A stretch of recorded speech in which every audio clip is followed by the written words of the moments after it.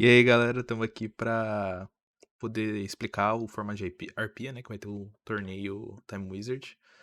Daqui algumas semanas, eu não sei a data específica, depois o patch pode passar certinho. Eu tô vendo aqui na introdução só para explicar primeiro como vocês vão achar os decks, né?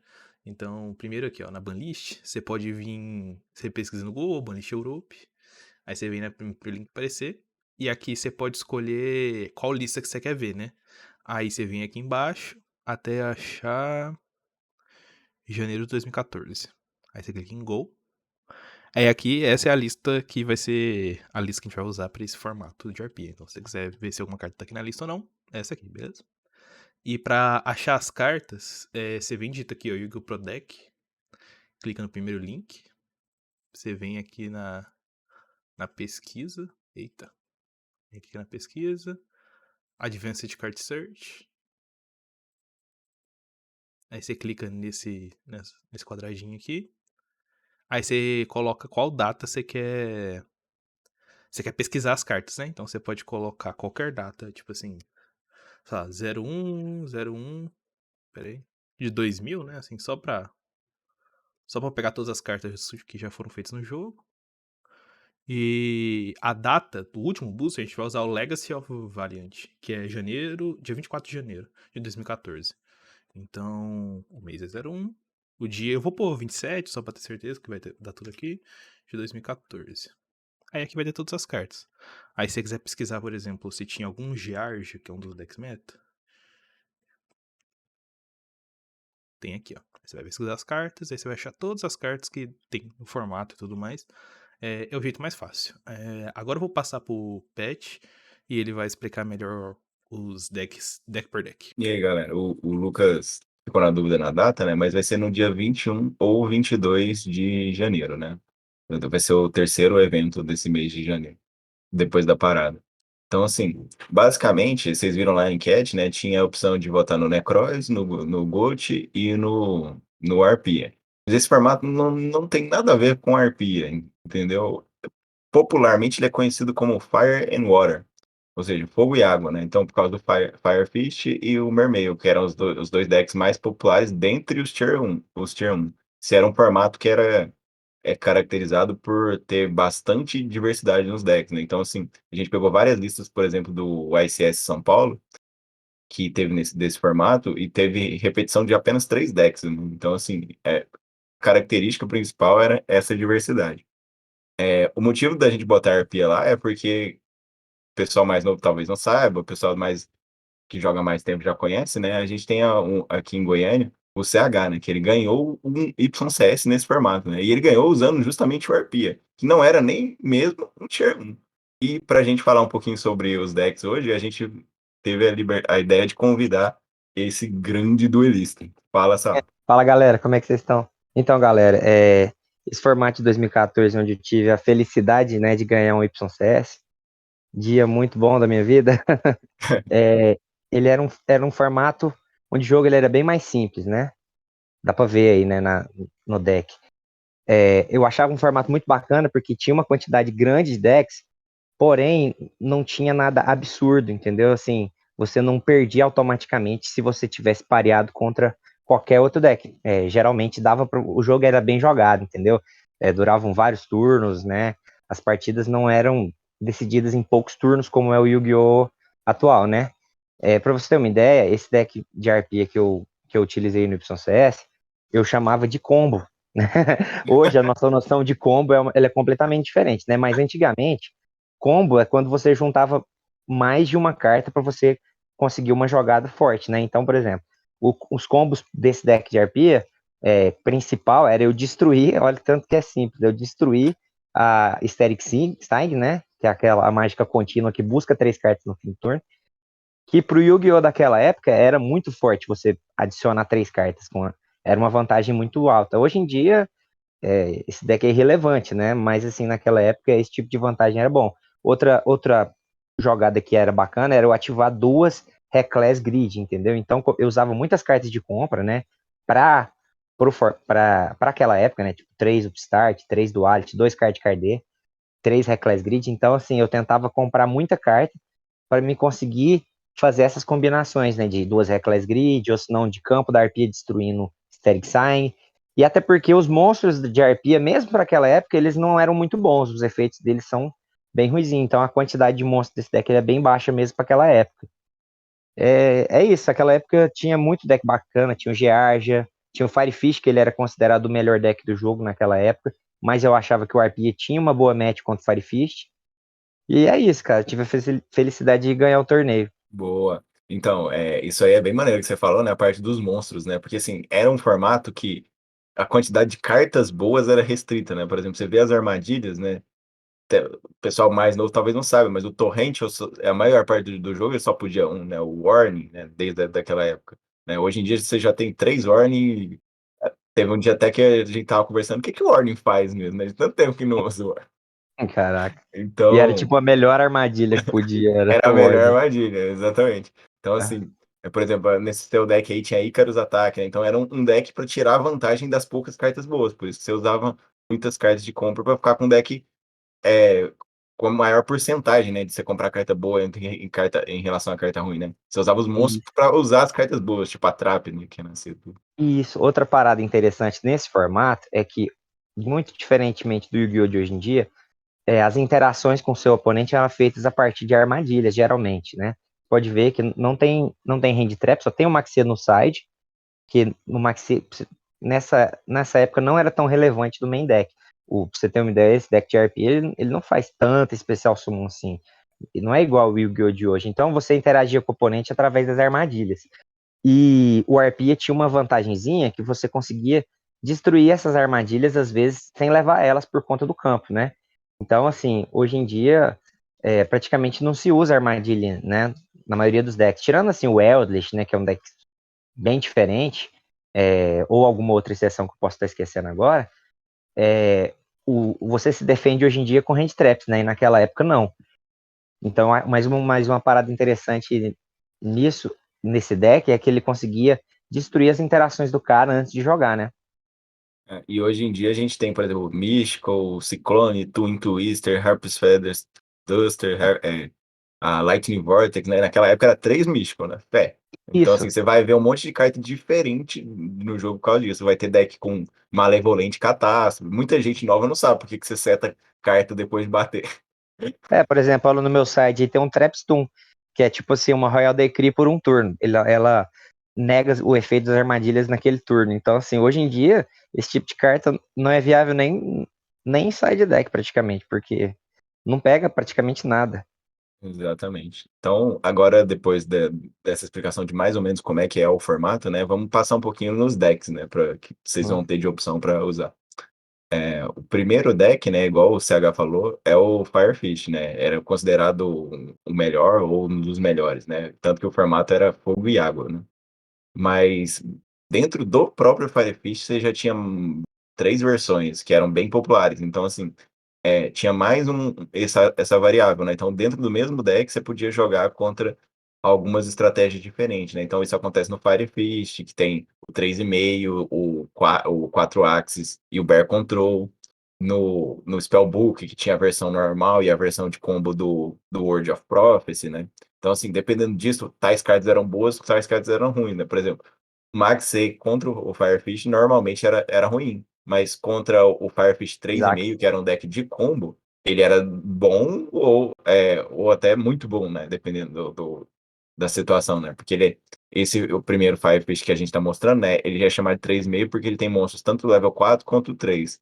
E as jogadas dele envolvem fazer os Synchros 6 do Archetype, né? Que faz muita vantagem, né? Invoca o monstro do deck, o monstro que é invocado do deck busca uma carta e troca uma Fire Formation, né? A Tem que todo mundo que joga atualmente conhece, né? Mas tem as outras do Archetype, né? Então esse aí é um deck de combo, né? E aí ele tem uma carta mágica muito forte, que é a Rekindling, né? Que é tipo um Soul Shard de bicho de 200 de defesa de fogo.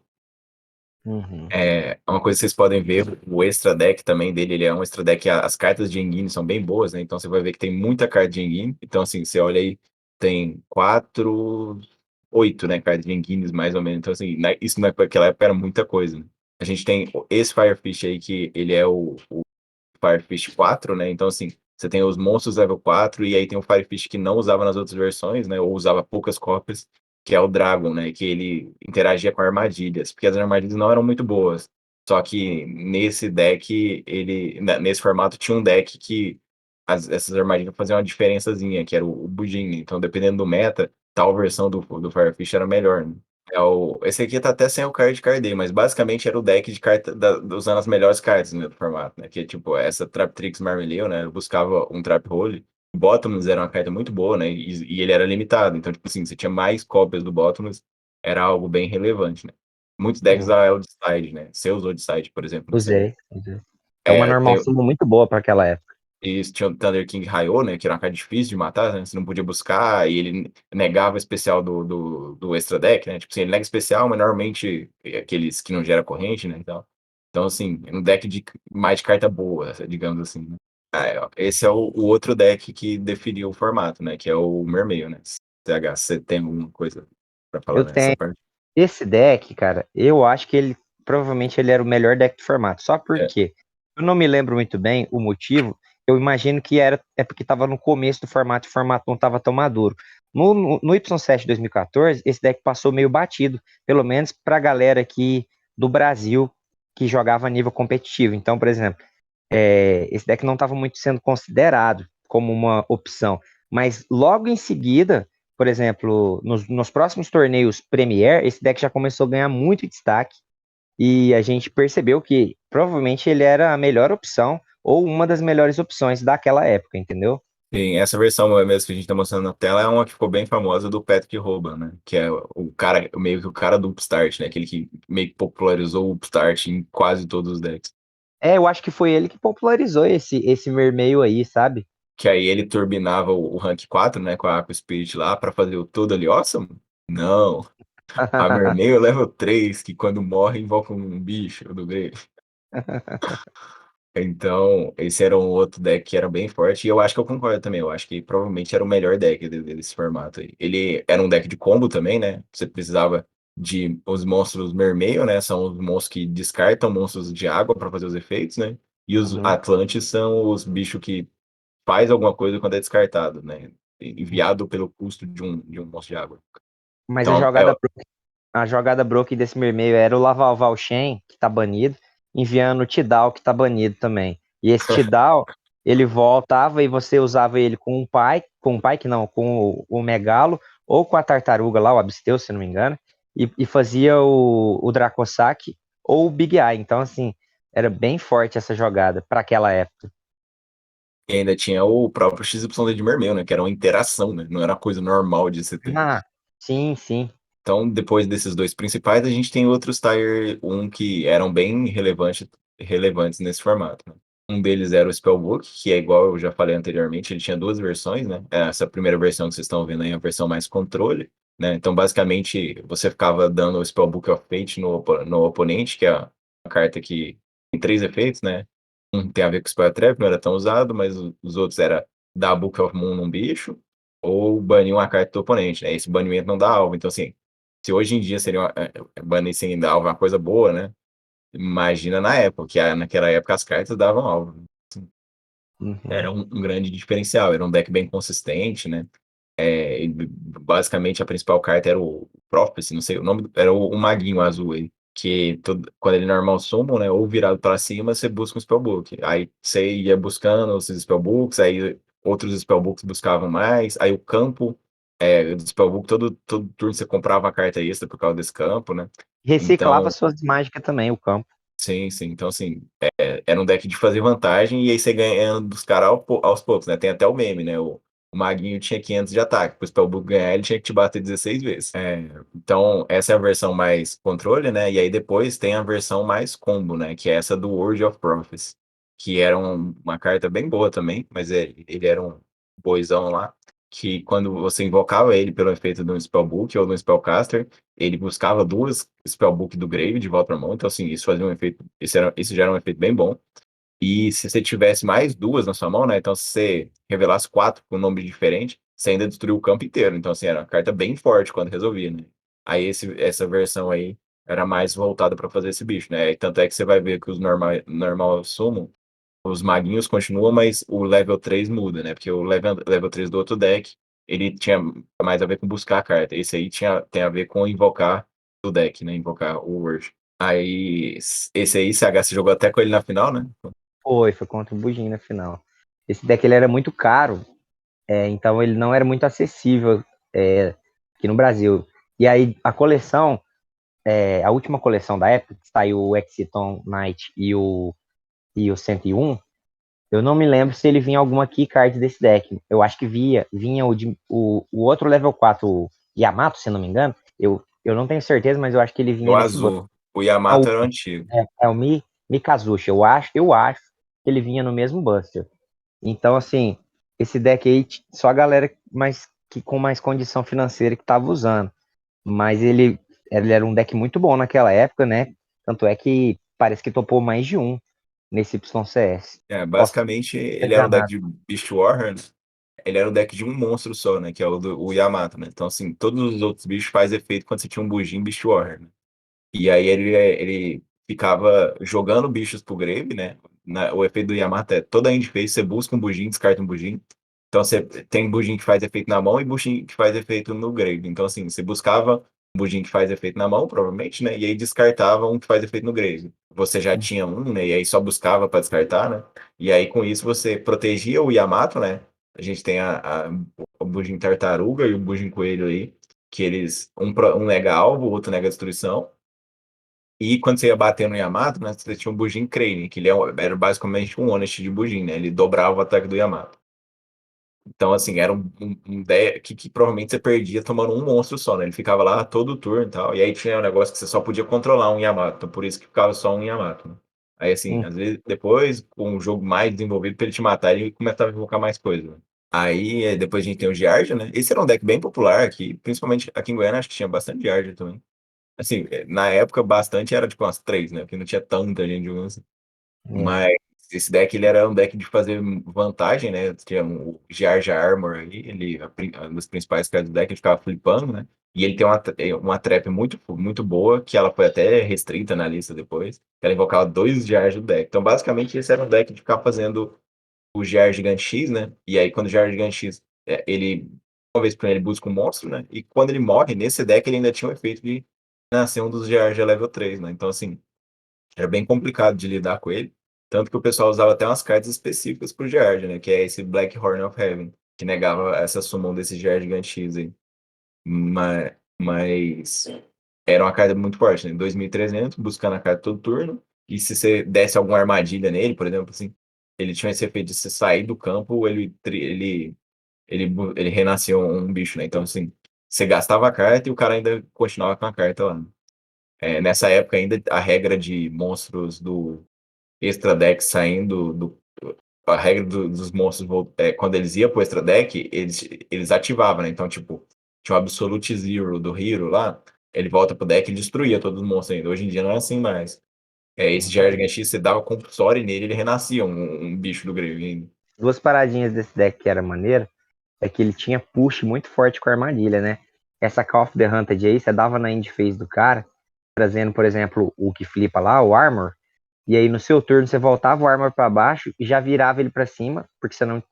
Você voltava ele para baixo pelo efeito, se não me engano, e virava ele para cima para fazer a mudança de posição do turno. E aí você já buscava o que entra espécie, o carrinho, o Jarge Accelerate, se não me engano, e você já fazia um rank 4 direto. Então, um Call of the Hunted virava um rank 4 que buscava uma jogada. E a mesma coisa, essa armadilha aí específica de Jarja que você falou que foi restrita. A parada, esse deck era bem legal, mas ele era uma match muito boa pro Arpia, porque você pode ver que ele, desses decks que foram mostrados, é o que mais usava armadilha. Então, assim, considerando que ele e o Firefish era uma fatia grande do metagame, o Arpia era uma opção interessante, né, pro torneio, porque tinha muito back roll para você destruir. Sim, era um metacall bem acertado. Igual você falou, o Mermeio, que era um dos, sei lá, a pior match do RP, talvez, não era tão popular.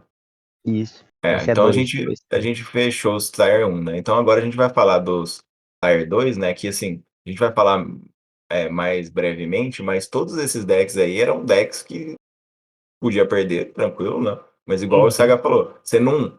insta perdia pra um Tier 2 igual é hoje em dia, porque você não tava preparado pra ele, né? Tipo, preparado na questão que eu falo do deck building, né? Porque as cartas boas, elas eram comuns, né? Então, assim, as armadilhas boas, né? Então, o que muda é que as enguines faziam uma coisa diferente, né? Hoje em dia, a gente tem muito das enguines serem diferentes e fazerem coisas iguais, né? Que é uma Isso. inversão, assim. Esse deck aí, ele basicamente ele era a jogada forte dele não era o Constelar Pleiade, né? Que ele era Quick Effect, tira o material e volta uma carta pra mão. Então, tipo, nesse formato, primeiro que ser Quick Effect era uma exclusividade. Não tinha quase nada que era Quick Effect. Pra você ter um bicho Quick Effect, você tinha que usar um deck que tinha essa possibilidade, né? Não é igual Isso. hoje em dia, que vários decks têm essa possibilidade. E nesse deck, o Quick Effect de voltar a carta pra mão, nesse formato, como tinha muitos monstros de main deck, se voltar um monstro de main deck para mão, não era grande vantagem. Mas, por exemplo, tinha muitas coisas contínuas. Então, você podia voltar uma Tenki para mão, para ativar ela no próximo turno. Você podia voltar uma Uhum. Fendish para reutilizar ela, né? Então, assim, essa era uma das vantagens desse deck. Depois, a gente tem esse Hieratic Seal, porque ele chegou até a ser Tier 1 durante um momento desse formato. Que esse é um deck de combo que envolve os dragões hieráticos, né? Que são quando eles são tributados, eles invocam o bicho amarelo do deck, né? E os Dragon Ruler, né? Então, assim, basicamente, você ganhava o jogo, né? Acessando os Dragon Ruler via o Hierátic Atum, que é um XYZ Rank 6. Então, você fazia vários Hierátic para fazer um Rank 6, para fazer o Dragon Ruler. Aí o Dragon Ruler juntava com o Flamvel Guard lá, fazer um level 8, e aí você tinha um Dragon Ruler. Aí, tipo, só isso já dava um OTK você conseguia grindar o jogo, né? O jogo demorava, né? Então todo turno você tinha lá seu Dragon Ruler voltando, né? Então, assim, todo turno tendo um Blaster de 2.800 era muito forte, né? Porque não era todo. Era complicado você fazer um monstro essa força todo turno, certo? Aí esse deck ainda se beneficiava da Skill Drain, né? Porque os Dragon Ruler voltava da mão ou do Grave, né? Então, você tinha essa vantagem. Depois disso, a gente tem o Evil Swarm, que ele era um deck meio que ficou, que era do formato passado e acabou ficando, né? Ele não era tão popular, mas assim, nesse Y7 tinha bastante, né? Porque ele era um deck bem popular lá em São Paulo, né? E ele era um deck bom que ele se destacava por fazer o Orpheum, que é um XYZ, né? 2 level 4 de Evil Swarm, que ele tira um material e busca uma carta mágica armadilha de Evil Swarm, né? Ele buscava uma carta que ele ficava inafetado por magia armadilha. E aí, enquanto ele tinha material, ele tinha o seguinte efeito: ninguém pode fazer especial summon de level 5 ou maior. Assim, ele é um deck do outro formato, porque tinha o Dragon Ruler e tal. Ele só o Orpheum tá no campo já bloqueava a existência do deck, né? Mas ainda assim, o off é um 2.550, né? Era um ataque grande, que normalmente os rank 4 chegavam a 2.500. Então, assim, você tinha que fazer alguma coisa a mais para lidar com ele. E ele ainda tinha esse negócio de buscar a mágica que ficava inafetada por Spell Trap, né? Então, era meio trabalhoso de você matar esse tipo de coisa. Então, essa era a vantagem desse deck. Esse é um deck que foi uma tentativa da Konami, né? Esse era um deck muito caro, né? Era. E o pessoal tentou bastante fazer isso aí jogar, né, Sérgio? Foi. Inclusive eu. Inclusive, então conta pra gente um pouquinho. Ah, cara, esse deck ele foi TCG exclusivo, né? Então as cartas Aham. saíram e antes de sair lá, então a gente não tinha parâmetro. E a Konami foi soltando aos poucos. Aí assim, ele esse Medraut, ele para aquela época ele tinha um efeito muito bom, mas ele na pegada do combo, né? Então ele é uma carta que precisa de um enabler para poder fazer a jogada. E aí a gente ficou meio que na expectativa das próximas cartas, mas ele nunca chegou a ser um deck excelente. Só que essa versãozinha aí que tá sendo mostrada, eu posso estar enganado porque tem tanto tempo, mas eu acho que ele era competitivo ao nível de Tier 2 aí, que igual a gente tá falando para aquela época, entendeu? Basicamente, ele fazia o combo lá, né? Que era o Medraut mais uma das mágicas, Mais uma né? Aí você equipe. fazia o XYZ Rank 5, né? Com um monte de equipe. E as equipes não deixavam ele ser destruído nem ser alvo, né? E aí você usa cartas para turbinar isso, né?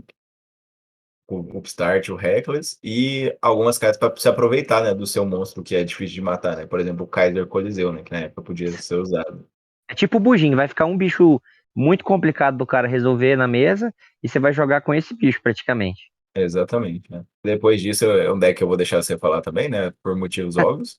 Cara, esse deck aí, eu acho que, eu não lembro se ele chegou a ser Tier 2, eu acho que não, acho que era É uma mais pro tentativa Rogue, também. assim, né?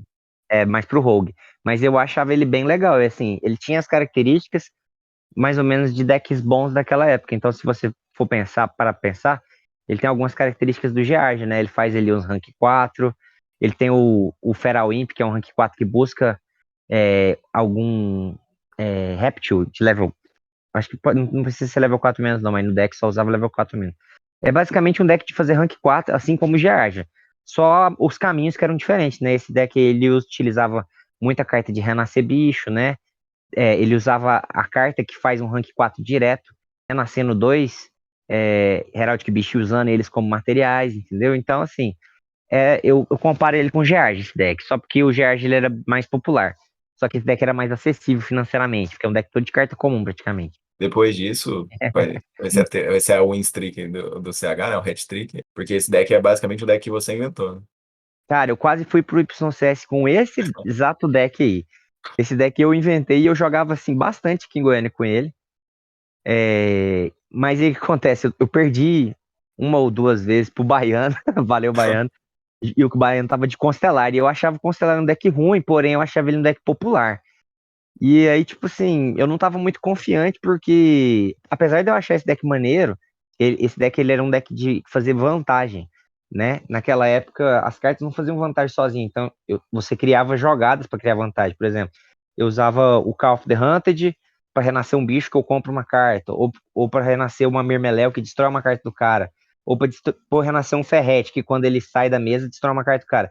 E aí eu voltava esse Call of the Hunted pra mão, é, com Zephyros, por exemplo. Uai, não tô usando, não tem o bichinho de 2000 de ataque? Ah, tem ali, acabei de achar. Esse Opa. bichinho de 2000 de ataque, o Falco, quando ele bate, volta uma carta minha pra mão. Então eu ficava fazendo vantagem todo turno. E aí, uma vez que esse deck ele controlava o cara, você não perdia mais, porque o jogo antigamente era baseado em recurso, né? Então, se você conseguia ir meter mais 3 no cara, mais 3, né, de vantagem de carta, você não perdia mais. Porque você ia virar uma bola de neve, principalmente nesse deck aí. E aí o Hanzo, né, você vê, as normal summon aí, a maioria busca carta, né, o Hanzo busca carta, a Mirmeléu busca carta, então todas as cartas elas fazem uma vantagenzinha já. E aí tem as cartas de consistência, né, que todo deck usava naquela época, que é o Upstart e o Duality. E as armadilhas, que eram as interações da época também. Mas eu gostava bastante desse deck, quase fui no YCS com esse deck. E aí era maneiro que você podia. Você usava. Era o bom de cada coisa, né? Por exemplo, assim, de Winged Beast, tu usava o Icarus Ataque, né? Então, assim, às vezes o Hanzo virava um Winged Beast, tu dá um Icarus Ataque, que era uma carta muito forte, né? Aí Ah, tinha lá no sim. Extra Deck o Zero Fine, nesse lance do Winged Beast. Sim, sim, Ah, você falou tudo. Tinha essa versatilidade que nem eu tinha lembrava, na real. um bicho do. Tem aquele bicho que é 2 Light, né? O Star Legion Paladino, que, tipo, além dele fazer um trem bom, se ele morre, você compra a carta. Isso, não, o extra deck desse deck, igual o Pet está falando, ele é bem diverso e eu usava umas cartas boas, acima da curva naquela época, entendeu? Justamente porque o Hanzo dava essa flexibilidade. Porque o Hanzo pega a trap e a trap transforma ele em outra carta. Então você conseguia meio que contornar o caminho que você queria chegar ali no extra deck. Sim, é porque naquela época, assim, eu quero fazer um bicho que é o Tiger King e tal, ele é bicho War. Aí eu teria que usar um deck de bicho War. Eu quero fazer o bicho lá, esqueci o nome dele, o bicho de vento, um rank 4 de vento lá, É, o Chidori. Queria era fazer o Chidori, brabíssimo. era um rank 4 muito bom de vento. Esse tipo usar um deck de vento, né? E aí esse deck tinha essa trapaçazinha, dependendo da jogabilidade. A gente tem o Dark World, né, que era um deck até que o pessoal lá fora, né, o pessoal que ainda joga esse formato, né, tem uma galera, fala que esse provavelmente era o melhor deck. Não sei se eu concordo, mas era um deck bem bom e tal. Você usar cartas fortes, né, tipo o Drag It Down, que você olha a mão do cara e descarta uma. O Grafa mesmo, o recurso infinito, né, do Grafa, né, ele vai pro grave, aí todo turno você pega um Dark World do campo e volta para sua mão e o Grafa entra, né, então, como se fosse um Dragon Ruler, né, nessa questão aí. Uhum. E você pode usar Skill Drain, né, uma vantagem desse deck, né, o, tem bastante Floodgate e tal. Esse deck, a única Carta coisa que ele não bomba, né? tinha de bom dos decks da época é que o melhor XYZ que tinha era rank 4, né, então, assim, os melhores XYZ eram os rank 4, esse deck não fazia rank 4. Mas ele tinha essa questão da skill drain é uma vantagem bem boa, né? E o grafo ser infinito também. Esse deck aí eu não lembro porque eu não gostava muito dele. Eu acho que é por conta dessa questão dos rank 4. Porém, esse deck aí eu perdi para ele no Suíço e quase perdi no top. Foi a partida mais difícil do top, entendeu? Então, assim, igual o Pet tá falando, de repente ele era um deck que eu tava subestimando mesmo. Ele era, parece que ele era uma opção melhor do que eu pensava naquela época, saca? Ah, a gente tem o Fire King, né? Que ele é tipo era um Firefish com as cartas diferentes, né? Que é os Most Fire King. A diferença dele do Firefish, ele era menos consistente, porque ele usava uns tijolos igual essa galinha aí. Mas ele era mais forte, né? Porque essa galinha, quando você consegue usar ela com as mágicas, né? Ela entra e aí ela mata todo mundo no campo. Isso é um deck que o próprio Paulo falou que era uma boa opção para esse opção CS, porque tinha muito bugin. E a carta que invoca a galinha era meio que um counter do Bujin, que você invocava a galinha e batia no Bujin. Aí se ele desse o Honest, né? A galinha morria e invocava um bicho do tamanho do Yamato. E aí você batia no Yamato. Então, assim, era um jeito muito fácil de resolver o Yamato, né? Que era o negócio do Bujin. Então, esse deck ele tem essas possibilidades aí, só que ele é lembra um pouco do Firefish 4, né? Só que com a carta do 3,5, que é essa, a Rekindling, né? Que é a Soul Charge de bicho de fogo de 200 de defesa, que os level 4 desse deck tudo tinha 200 de defesa, né? Então você fazia os melhor rank 4, os melhor rank, né? Do jogo, né? Que era o rank 4, ativando ela, né? Você renascia 4 bichos e aí fazia. Você renascia três bichos, aí você fazia um Dire Wolf, aí o Dire Wolf matava um bicho Warrior, né? Que aí você podia matar outro bicho sem ser ele, né? E aí esses bichos que você matava trigavam nesse deck, né? Buscava carta e tal. Então era um deck bem interessante. Uhum. E por último, né? Esse Madoshizinho aí, eu deixei ele até mais em homenagem ao meu irmão, meu. Que ele jogava com essa bosta aí. Tô brincando. Cara, Esse deck era nacional bem naquele ano, maneiro, hein? só que ele não tinha a saída da carta forte dele ainda, né? Que é a Angélia, né? Mas É. ele era um deck bem chato de recurso, né? Porque esse campo, toda vez que o Madoshi morre, em vez de voltar pro deck, ele volta pra mão, né? Nessa época não era muito fácil matar Spell Trap, né? Porque só tinha três místicos, né? Tal, não era todo Enguine. Então, esse campo, além dele fazer isso, ele dava 500 de ataque. Então, você ficava com os monstros grandes, né? Difícil de tirar. E aí, quando tirava, o monstro voltava pra mão ainda. Eu não lembro se saiu pouco depois do YCS, mas esse deck foi campeão nacional. O Amadoshi, eu não lembro se já tinha Angélica ou não, mas Sim. foi no mesmo ano que Sim, do sim. Foi o próximo YCS. booster. Depois O desse booster, próximo né? boss. Ah, entendi. Aí ele melhorou bastante com a Angélica. Isso. É porque esse deck, nesse momento aí, ele era um deck de combo, né? Por que combo? Você precisava jogar alguma coisa pro Grave, né? Pra você poder banir pelo efeito Rootkey, que era o efeito bom, né? Do deck. Quando Isso. saiu a Angelic, que é a carta que sai no próximo booster, ela mesmo se tributava e invocava o Rootcake, né? Aí, Hum. tipo assim, virava em vez de um combo, né? Aí uma carta só já fazia uma jogada, né? Mas eu acho que agora a gente chegou ao fim, né? A gente falou quase 20 decks, pra vocês terem a noção. E tudo isso aí era competitivo, igual o CH falou. Ele Uhum. achava, por exemplo, o Constelar não era um deck muito bom, perto de todos os outros. Você perdia o Constelar, entendeu? Se você pegasse um cara bom com um deck desses Tier 2 contra um cara bom de Tier 1, era tranquilo. Foi nessa época que eu comecei a jogar. E, por exemplo, eu perdi do Augusto na época, que ele jogava bastante tempo, e eu tava de Firefish, o melhor deck, né? E ele tava com um deck que eu nem falei aí, pra vocês terem uma ideia. Então, assim, depois de 20 decks, É, aí era por uma época último, muito divertida, cara, do jogo, assim. Eu tenho era uma bem legal. nostalgia, era muito massa. Aí por último, né, só vou repassar um pouquinho das regras que mudaram, né, desde então. É, as regras que a gente usou no Necroz, né, todas são válidas, né? Então, assim, a ordem dos triggers é aquela de que quem atinge o trigger primeiro, triga primeiro, né?